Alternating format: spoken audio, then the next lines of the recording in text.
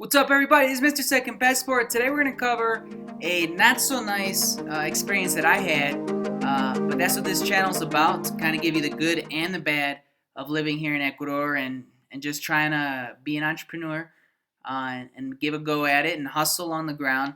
You break some eggs sometimes, and that's kind of what I did to how I'm going to explain today and what I learned from it. And this was before I had this channel which I started almost a year ago.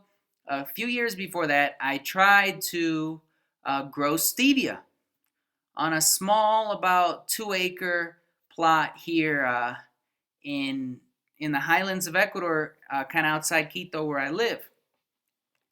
And it was bad right from the beginning. I forget exactly how I got the idea of growing stevia, but I did meet someone up here that was growing stevia. And then he introduced me to someone else who sold stevia plants, and that's kind of how it just really always enticed me to get into agriculture, and it always, really, really kind of excited me to think I could do it. But I grew up in the suburbs of Cleveland, Ohio. I'd never done anything remotely related to agriculture in my life. So, I had owned and ran small hotels here, and before that, I was living and working in as a teacher and in an export company in China, and after that, a little bit, I spent some time in India in a tech company. So, like, agro, just forget about it for me. It just wasn't. It's not, just no experience whatsoever. But it was always something that interested me and something that I always thought I wanted to do. So, how did this start? Well, it was bad from the beginning. I was initially kind of lied to by the seller of the plants, and I bought this huge lot of thousands of plants for about $9,000. And but he was telling me, yeah, you can grow stevia in the highlands, kind of near Quito, no problem. There's other people that do it, and it's true. You can grow stevia near Quito in the highlands, but it's not the ideal climate, is what I learned really quickly. The ideal climate is a more moist, slightly warmer climate, like, say, around the cloud forests around Mindo, a little further, a little lower, or in a place like Zamora, Ecuador, kind of near Loja. So, although you can grow in Quito, you shouldn't kid yourself when you're choosing what to grow, and stick to what's optimal where you're at. The second thing I kind of witnessed, or what happened to me, was that the land that I selected for growing, I later found out, after already leasing it, I found out that the pH and some other chemical things were not ideal for the crop of stevia, but I had already ordered the stevia plants. So obviously another huge mistake made out of inexperience, and I mentioned today so that maybe I can save someone else from making the same mistake.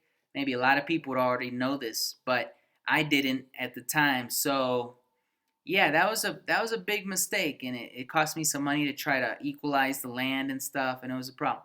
And the next thing that happened to me was the harvest. In the first harvest, I realized very quickly that I needed to invest a lot more money in special machinery, most of it imported, to do the de-leafing of the plants. Otherwise, this kind of smaller time farming of stevia I was doing just would not be profitable. I'd barely break even after paying the people to manually kind of de-leaf.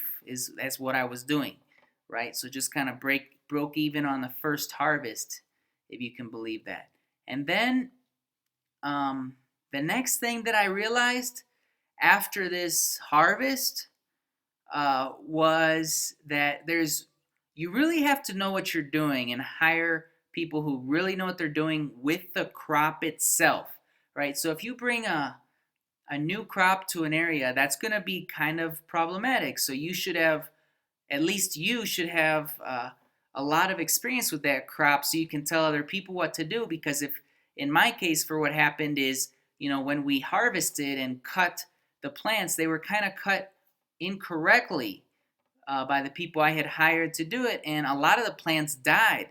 And then the second harvest was much lower, and by the third harvest, there was practically no third harvest, and all the plants were dead, and my stint in agriculture was no more. Hire people who know what they're doing with the crop that you're harvesting. And if it's a new crop to the area, like stevia kind of was, then you better damn well try to bring someone to show your people what to do, or learn yourself, right, before you even plant, in my opinion. So I was too fast with this whole thing, too big. And what I learned was, obviously, stick to what you know if you really need to make money. And also, sure, trying new stuff is fun and different, but start small is what I learned from this whole thing. If you do try to do something new like agriculture, start small. I should have started with just a few thousand little seedlings or something, and for maybe put a max budget on a thousand or $2,000 to just kind of play with, and that way, you wouldn't feel so bad if the thing went south and you just had to ditch it.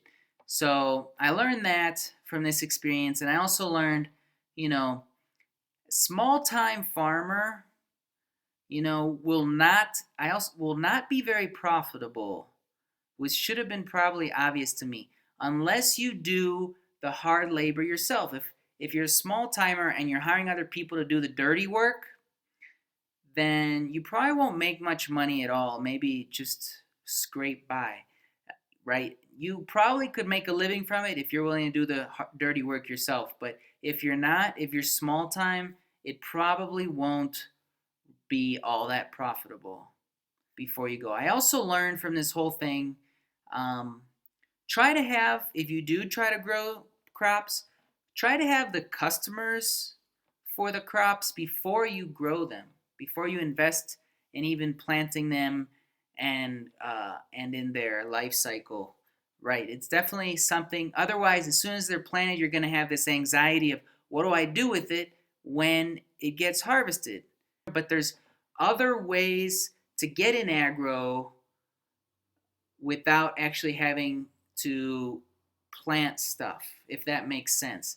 There's other ways that we'll cover on this channel before, like being a distributor, stuff like that, buyer, seller of a crop, that I think that a lot of people could do much better at, and I've seen make a lot more money at, than actually being the farmer of the crop itself.